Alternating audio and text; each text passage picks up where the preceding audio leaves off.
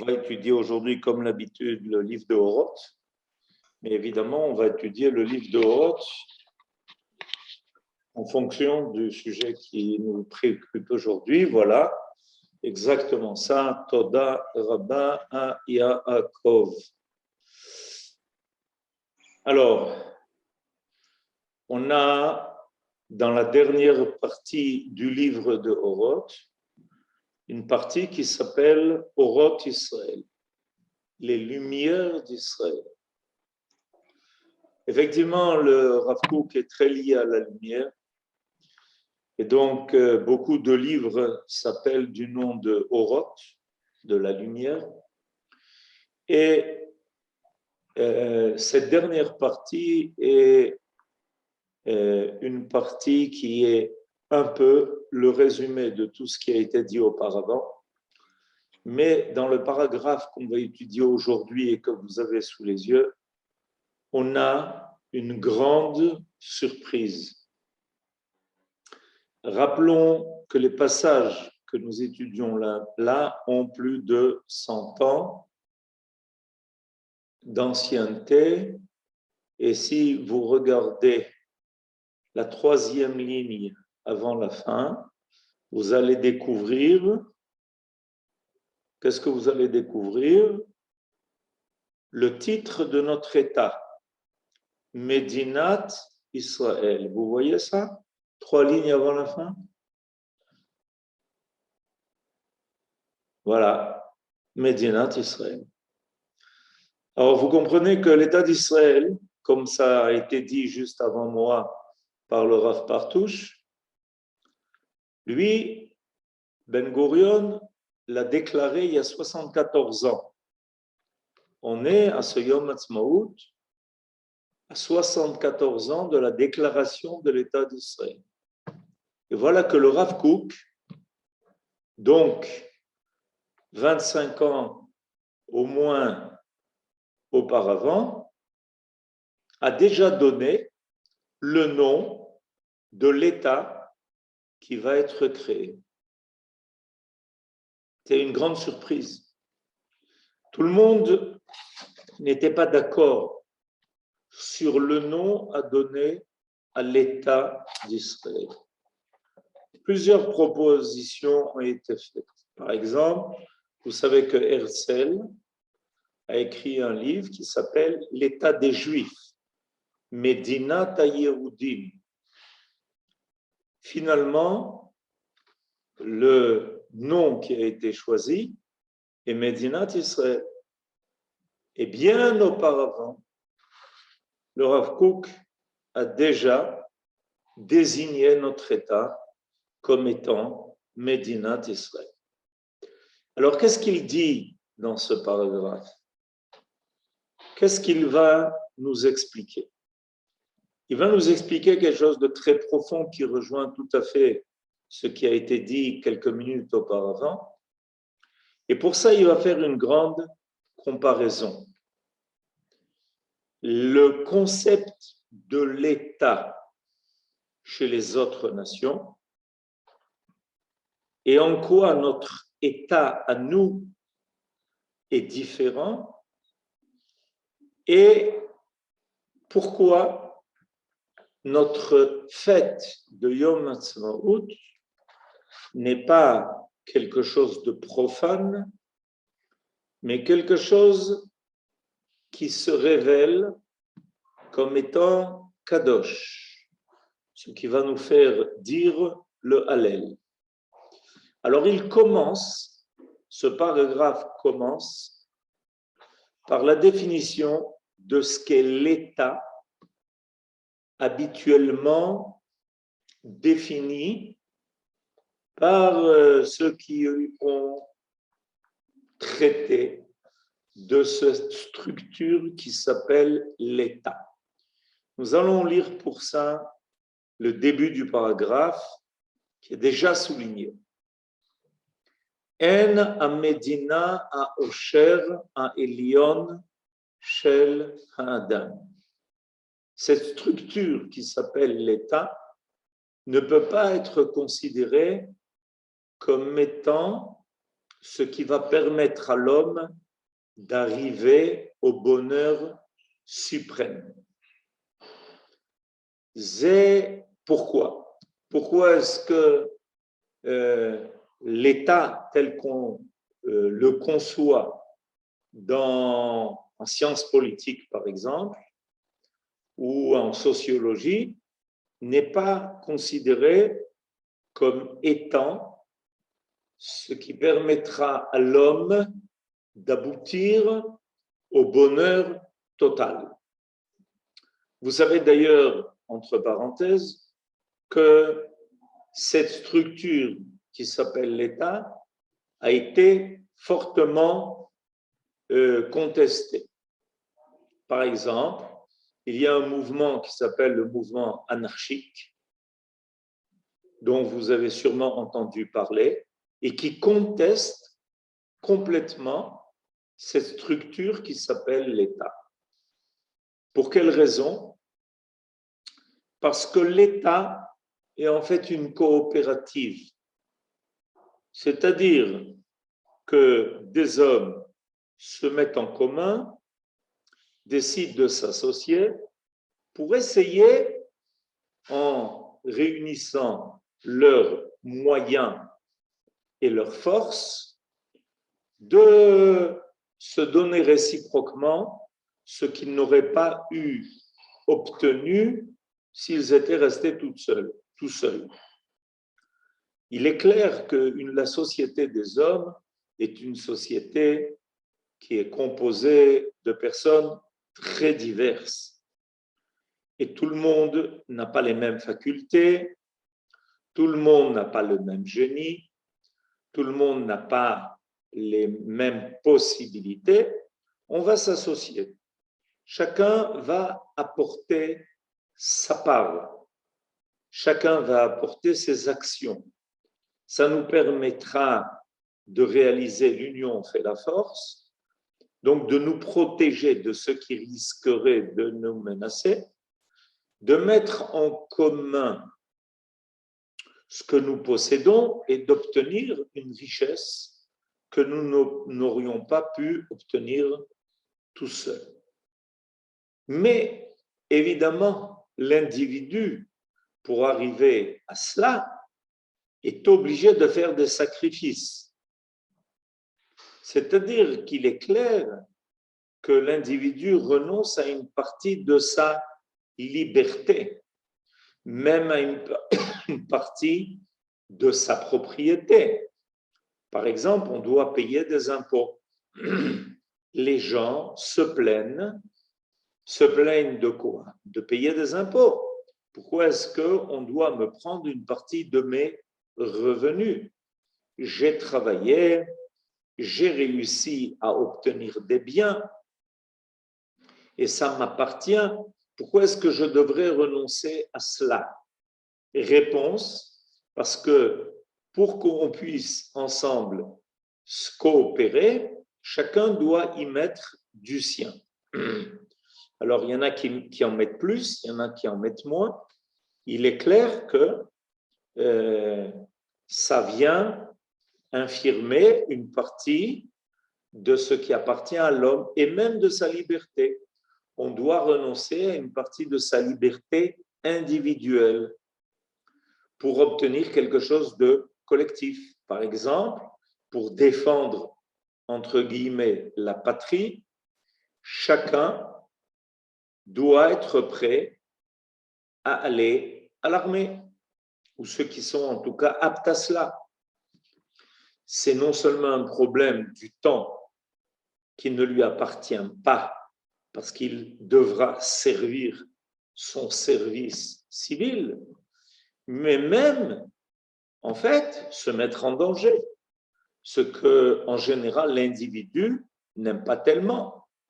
Pourquoi est-ce que je devrais renoncer à ma liberté, peut-être même ma vie?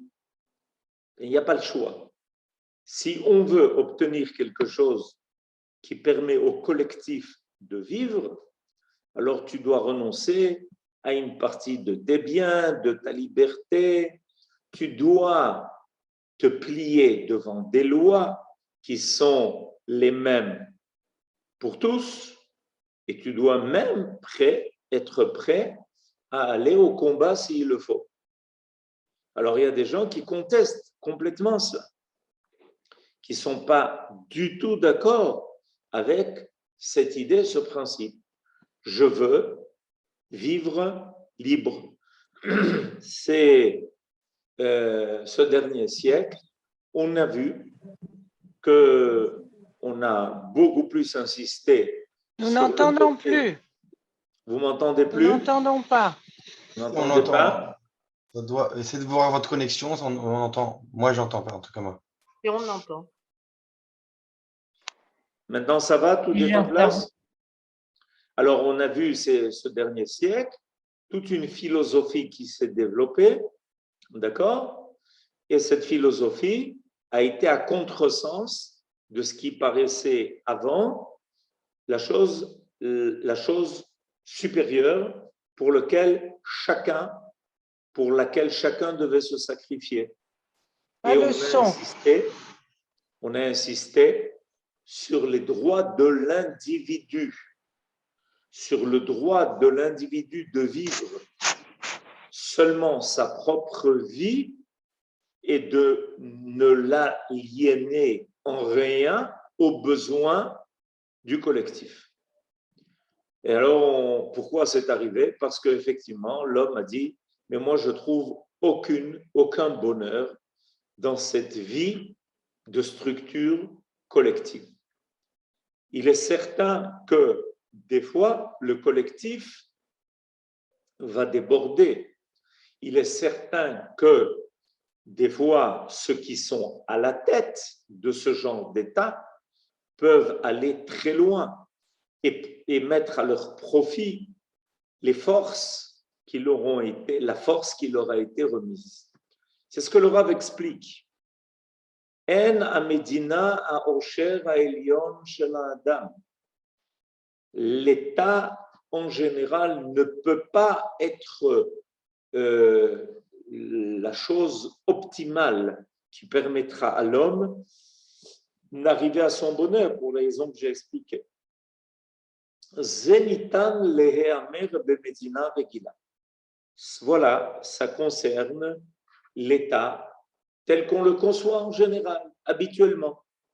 She'ena ola le'erech yoter gadol mi chevrat achayut gdola. L'État, le concept de l'État tel qu'on le connaît, ne dépasse pas en fait l'idée d'une coopérative ou l'idée d'une société qui réunit les actions de tous ceux qui veulent y mettre leurs actions pour arriver à quelque chose de grand, de fort. Et quand on réunit des hommes pour précisément quelque chose qui vient répondre seulement à des intérêts, il est clair que l'idéal de la vie n'est pas intégré dans un tel état. C'est ce que le Rav va dire. Zenitan le'amer bemedina regila, she'ena ola le'erech yoter gadol mi chevrat achayut gdola, shenisharu amon haideot, she'en ateret achayim shel ha'enoshut, merachafim mema'al la. La structure habituelle de l'État, telle qu'elle a été conçue, surtout en Occident, c'est en fait quelque chose qui ne sert qu'à répondre à des besoins. En général, on attend de l'État deux choses, l'économie et la sécurité. Quand on veut définir quel est le rôle de l'État et de ceux qui la dirigent, alors on demande réclame d'eux, jusqu'à aujourd'hui, d'assumer deux besoins essentiels pour la société, pour l'individu. C'est la réussite économique qui permettra à chacun de vivre avec le plus d'aisance possible, et la protection, ce que l'on appelle la sécurité. Chaque chef d'État doit assumer ces deux fonctions essentielles, ou lui directement ou par l'intermédiaire de ceux qu'il a choisis pour cela. La sécurité et l'économie. Donc en fait, ce sont des besoins très primaires. Ce sont les besoins que chaque individu voudrait pour lui-même ou sa famille ou ce qu'il connaît. Et pour essayer de l'assumer vis-à-vis de toute la société, alors on crée un État. Cet État, qu'est-ce qu'on va faire? Quel va être le souci principal qui va guider les dirigeants de cet État? Développer l'économie de l'État pour non seulement assurer de quoi manger à chacun, mais plus que ça. Beaucoup plus que ça, pour assumer le bien-être. Et en plus de ça, on va réclamer aussi la société. Pour la société, on va réclamer la sécurité. Voilà les deux choses essentielles que l'on va attendre de l'État. Est-ce que ça donne le bonheur? Pas du tout. Ça ne donne pas le bonheur. Ça permet de vivre. Je dirais, ça permet de survivre. Même pas de vivre, mais de survivre. On a de quoi manger et on a une frontière qui nous protège par l'armée. Mais où se cachent les aspirations élevées de l'homme? Où se cache la volonté de l'homme d'arriver à quelque chose d'élevé? Ce que l'on appelle des idéaux. En fait, on ne les voit pas. Ils ne sont même pas nécessaires pour assumer ce dont j'ai parlé. Alors, effectivement, on comprend pourquoi, finalement, l'État n'assume pas, ne donne pas à l'homme le bonheur. On peut dire, oui, mais il y a la culture. La culture fait partie des besoins de l'homme. L'homme, a dit Pascal, a besoin de se distraire. Alors l'État va aussi s'occuper de cela, de permettre à l'homme de se distraire, de se cultiver. L'homme va être satisfait non seulement au niveau matériel, mais aussi au niveau culturel. Mais ça ne donne pas encore à l'homme la possibilité de s'élever, de développer un monde qui soit meilleur. L'État, en général, ne s'occupe pas de faire que l'individu puisse accéder à un monde, par exemple, plus moral. Ça ne fait pas partie des devoirs de l'État. Ça ne fait pas partie des devoirs de ceux qui dirigent l'État. Ce n'est pas leur affaire. On va évidemment mettre en place une police qui essaiera, selon ses moyens, de faire que dans la société, on puisse à peu près vivre sans que ceux qui ne s'entendent pas ne se tuent pas, ceux qui veulent être plus riches aux dépens des autres ne volent pas. Mais en général, ça ne se fait qu'à posteriori. Je m'explique. Tout le droit est un droit qui est pénal. Le droit, la justice ne s'occupe pas de faire avancer la morale des hommes. Elle va s'occuper de pénaliser ceux qui ne se sont pas conduits selon les règles minimales qui permettent de vivre en société. Donc, on est loin du bonheur auquel l'homme aspire, parce que l'homme aspire à un monde qui doit être meilleur, où on n'a pas besoin de se sentir sans arrêt menacé par l'immoralité des autres. Dans un État, même quelqu'un d'immoral a les droits que tous les citoyens ont. S'il ne respecte pas un certain code, il sera pénalisé. Et une fois qu'il aura payé ce qu'il aurait dû payer, il sera libéré et il reviendra vivre en société. Il redevra vivre dans la société. Peut-être qu'il aura tiré leçon de cela, peut-être pas. Ce n'est pas le but de l'État. Yaakov, est-ce qu'on peut avoir à nouveau le texte de Oroth sous les yeux, pour ceux qui ne l'ont pas? Merci. Et voilà maintenant ce qui apparaît. Le Rav maintenant va nous parler de l'état qui nous concerne.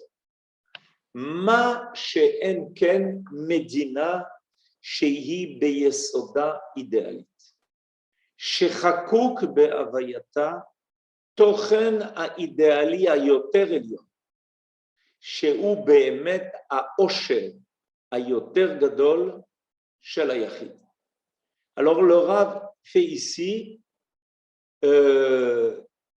un changement de direction total.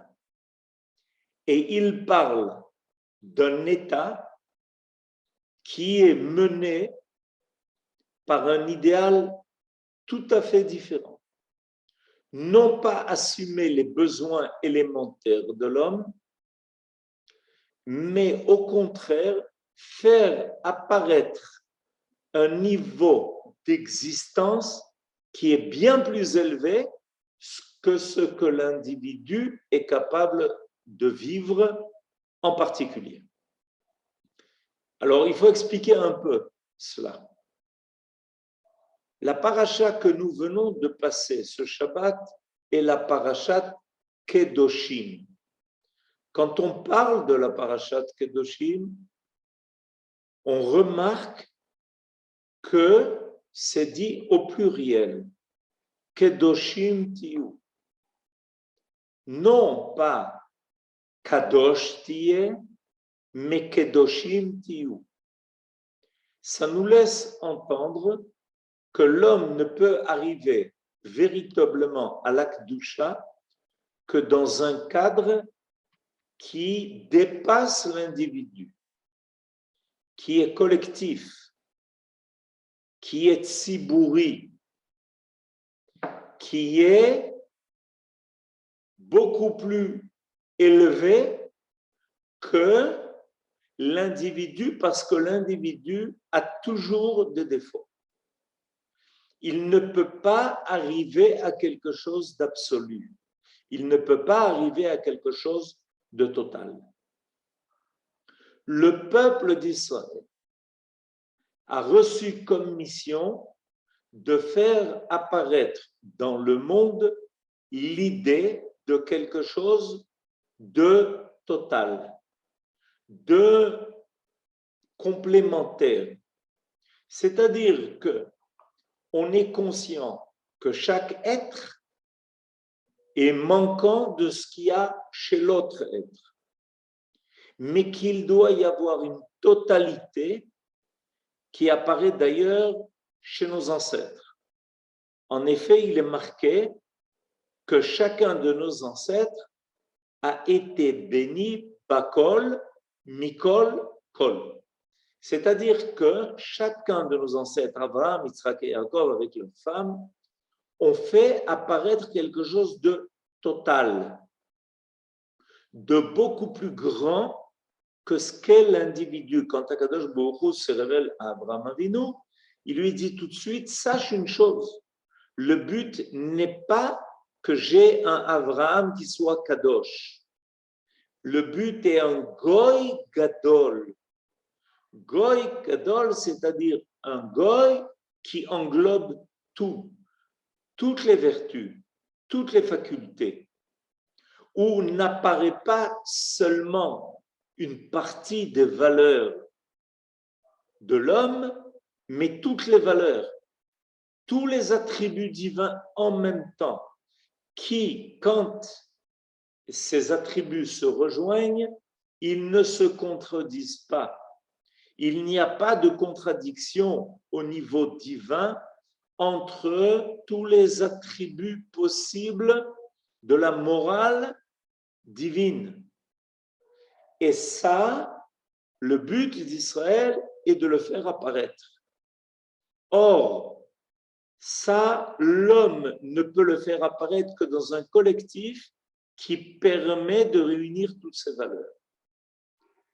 Les individus sont différents les uns des autres et peuvent chacun amener la part particulière qu'ils ont, mais qui attendent de compléter ce qui est manquant autre part et d'être complété par ce qui existe autre part.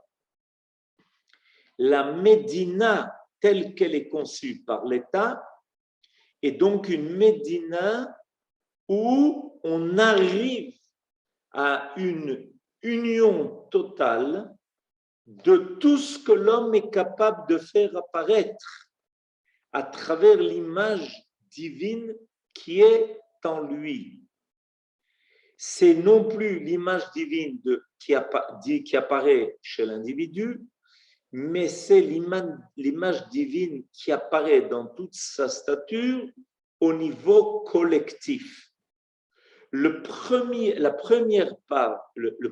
pas que l'on fait vers cela, c'est ce que l'on appelle en général le minyan, qui permet à 10 personnes de se réunir, 10 hommes de se réunir, pour faire apparaître le premier niveau de la collectivité et qui fait apparaître quelque chose de kadosh, qui n'apparaissait pas auparavant, ce qui nous permettra de dire certaines prières qu'on n'aurait pas pu dire autrement.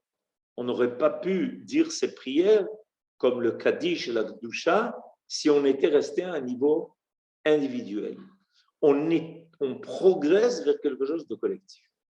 Le Rav nous dit que nous aspirons à un tel état. Cet état ne va pas s'occuper seulement des besoins du corps de la nation, mais il va permettre de faire apparaître l'âme de la nation. Quelque chose de beaucoup plus grand, de beaucoup plus élevé. En d'autres termes, à ce niveau-là, on va vers un monde qui s'améliore.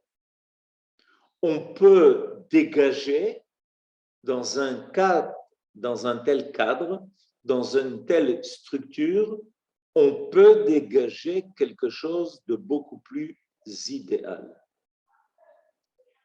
L'homme va surmonter son ego et son égoïsme. L'homme va pouvoir faire apparaître sa capacité non seulement de recevoir, mais surtout de donner. L'homme va pouvoir faire apparaître sa stature divine qui est celle de compléter ce qui est manquant, de faire apparaître quelque chose de plus grand. Et c'est pour ça que Akadosh Baruch Hu, Dieu, va annoncer à Abraham, Ve'esra legoy gadol. Il y aura quelque chose de gadol qui va apparaître. Le monde dans lequel nous nous trouvons est un monde qui accepte de vivre avec les mots M-A-U-X essentiels de l'humanité. On se débrouille pour vivre avec ce qu'il y a. Évidemment, ce qu'il y a n'est pas idéal. Mais il n'y a pas le choix.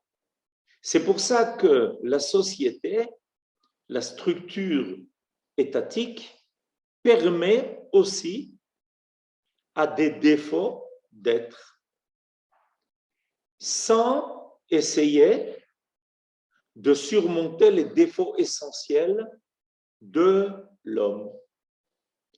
On vit avec cela. Il n'y a pas le choix.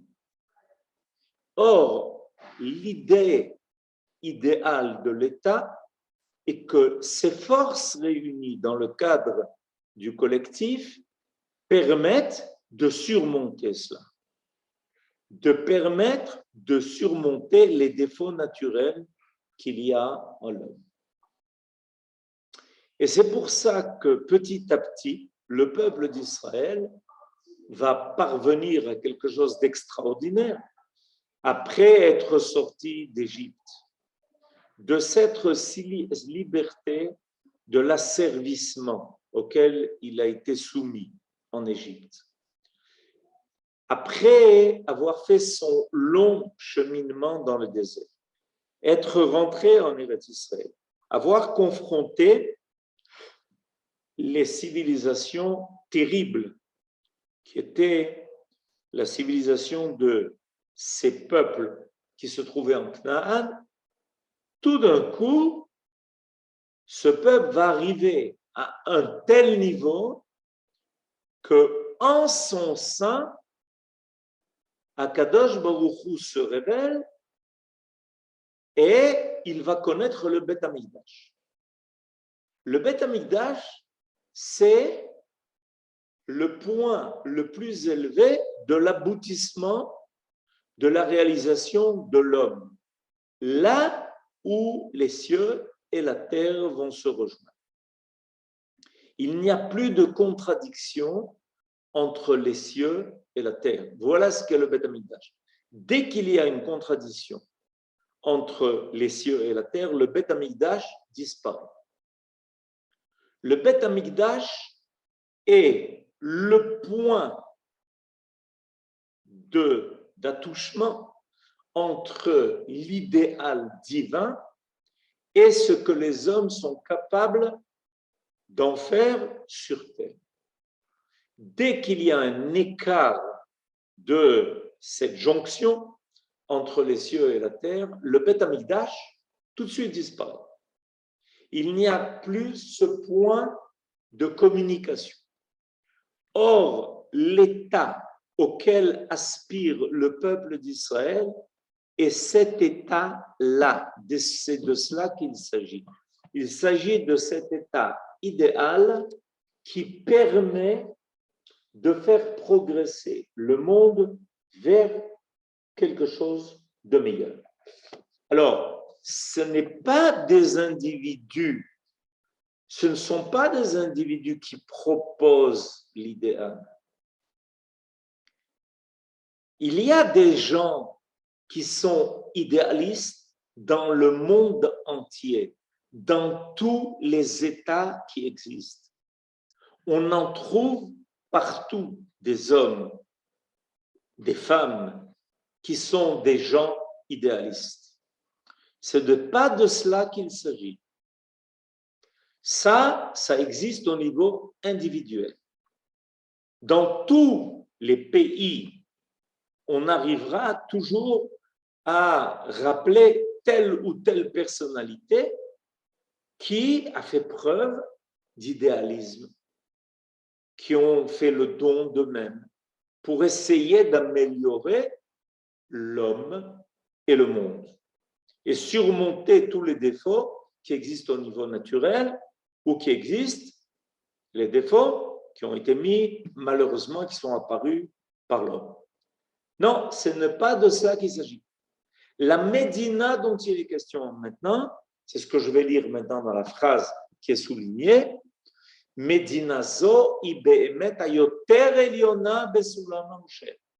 En réalité, la structure de l'État telle qu'elle est attendue par la Torah est au summum, au fait de l'échelle du bonheur de l'homme, ou Medinazo, et cet état-là, Medinatenu. Et cet état-là est notre état. Médinat Israël. Médinat Israël n'existe pas quand le Rav a parlé de cette Médina. Il annonce un quart de siècle auparavant. Et il l'appelle Yesod Kiseh Hashem Ba'olam, le trône de Dieu dans le monde. Chez Kol Chefza, ou Sheye Hashem Echad ou Shmo Echad. Alors, faisons attention. Ce ne sont pas des hommes qui proposent un idéal. C'est la collectivité d'Israël qui s'est élevée à un tel niveau d'union, de collectivité, que apparaît de ce peuple-là quelque chose qui est tellement idéal qu'il arrive à surplanter tous les autres idéaux qui ont jusqu'à présent été proposés. Et pourquoi? Parce que cet idéal est conduit par la révélation du projet divin dans le monde, qui est le monde, qui fait que le monde créé arrive le monde qui a déjà été pensé avant même sa création. En pensée, le monde est un monde qui a été pensé de façon parfaite. Il y a une perfection dans l'idée du monde telle qu'elle est apparue au niveau divin et qui a précédé la création. Et nous sommes censés, en tant que peuple, vivre cet idéal, le réaliser et permettre à cette pensée extraordinaire qui a précédé la création du monde d'apparaître. Et c'est pour ça que le Rav dit que la Médina qui va apparaître n'aura qu'un seul but, de faire que Hashem Echad ou Shmo Echad, que Dieu soit proclamé comme étant un Dieu unique et que sa volonté se réunit, se réalise comme étant une volonté à laquelle toutes les autres volontés se rattachent. Chez Zéou Be'emet Aosher Aliyom. Pourquoi ça consiste? Pourquoi ça amène au bonheur suprême de l'homme? Parce qu'il n'y a plus, on est dans un monde qui est sans contradiction. L'idéal divin qui apparaît à travers cet état-là qui s'appelle l'état d'Israël est un état qui fait apparaître toutes les valeurs en fusion, en unité totale. Il n'y a plus aucune lutte entre les différentes idéologies. Il y a un idéal qui réunit tout et qui nous mène à un monde qui est complètement réussi dans son unité.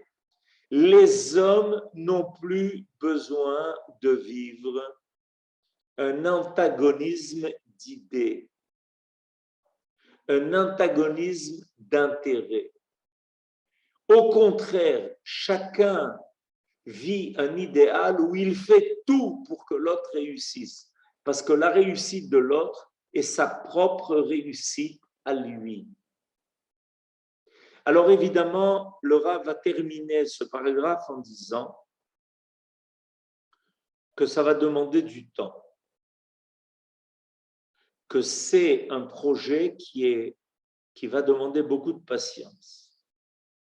Pourquoi? Parce que c'est un idéal qui est suprême et qui va réclamer de chacun de s'attacher à quelque chose de beaucoup plus grand que ce qu'il est capable de réaliser et même d'y penser. Et au début, il y a une grande difficulté à cela, parce que l'homme a du mal à renoncer à son idée particulière. Ça demande énormément de anava. Ça demande énormément de modestie, de penser que l'ensemble est plus grand que moi-même. Pourquoi? Parce que l'ensemble contient beaucoup plus que la somme des individus. Exactement. Je suis tout à fait d'accord avec ce qui vient de m'être envoyé. Alors c'est pour ça que Laura va dire, on va devoir avoir de la patience, mais ce n'est pas une patience qui est passive. C'est une patience qui est être persuadé que ce qui nous attend à travers ce que nous vivons et ce que nous faisons va nous amener à un summum qui fera disparaître tout ce qui nous a fait souffrir. Je lis la phrase. Emet, she'osher nisgavze, tsarir ou les bi'ur aror, kedei le'alot oro bimechosher. Il est clair, dit le Rav, que pour arriver à ce bonheur, il va falloir un long apprentissage, bi'ur aror, pour faire apparaître la lumière de cet idéal à travers des zones, des périodes, des moments d'une obscurité épaisse. אבל לא מפני זה יחדל מלהיות העושר היותר גדול. Mais ce n'est pas à cause de ces difficultés que nous allons renoncer à nous lier à cet idéal profond. Et notre État, l'État d'Israël, continue ce long chemin. On voit que notre État rencontre des difficultés à tous les niveaux, et internes et externes. Mais ces difficultés ne font pas renoncer à une adhésion profonde à l'idée que nous sommes sur la bonne route. Le peuple d'Israël continue de croire qu'il a choisi le bon chemin. Et la chose qui lui permet de croire à ça, c'est la réussite extraordinaire dont il se voit récompensé. L'État d'Israël aujourd'hui fait partie des 10 États considérés comme les plus réussis au monde. Si je ne me trompe pas, actuellement, on est censé être à la 8e place. Figurez-vous, la 8e place, peut-être on a déjà avancé un peu plus le temps que je vous parle. On a progressé peut-être encore d'un échelon ou encore. Et je ne sais pas si vous vous rendez compte en comparaison des États qui existent depuis des milliers d'années, alors que nous avons passé 2000 ans d'exil, l'Inquisition et la Shoah, et qu'on a décidé de nous que nous n'avions plus de place que dans des musées. Et aujourd'hui, on est dans l'échelon supérieur de l'ensemble des nations. Et le peuple d'Israël, donc, n'arrête pas d'être rassuré par Dieu qui sait qu'à travers cet état apparaîtra l'idéal suprême qui permettra non pas de vivre avec les maux de l'humanité, mais de les dissiper, de les faire disparaître. Et ça, c'est quelque chose de tout à fait différent. Ce n'est pas le médecin qui dit au malade, écoutez, on ne peut rien faire pour vous, on va vous donner des calmants. C'est le médecin qui annonce au malade qu'il va l'aider à retrouver toute sa santé. Be'ezrat Hashem, Chag Sameach, Ve'be'atzlacha et Mazal Tov. תודה רבה, הרב. חודש טוב. Bon, c'est pas grave. Oui, vous pouvez poser des questions. C'était juste que je voulais vous demander si cela pourra se faire entre alternance entre brisure et fonte de l'ego. Alors, ça, c'est la meilleure question. Est-ce qu'on a besoin d'une brisure pour arriver à cela? Notre grand souhait, notre grande prière et surtout notre grande mobilisation, c'est pour empêcher qu'il y ait une brisure afin de laisser l'espace libre et disponible à quelque chose de plus grand. On veut que la mère et l'enfant vivent. On sait que ce moment de l'accouchement, je sais que ça a été déjà évoqué, et c'est peut-être l'image la plus extraordinaire, est un moment qui est difficile parce qu'il met en danger et la mère et le bébé qui doit naître. C'est pour ça qu'à ce moment-là, tout le monde se mobilise. Mais la grande réussite des sages-femmes n'est pas que le bébé naisse, c'est que la mère reste en bonne santé et qu'elle soit contente du bébé qui naît et que le bébé se développe à partir de maintenant grâce à sa mère. Donc, on souhaite énormément qu'on n'ait pas besoin de passer par des brisures, et ça dépend de nous.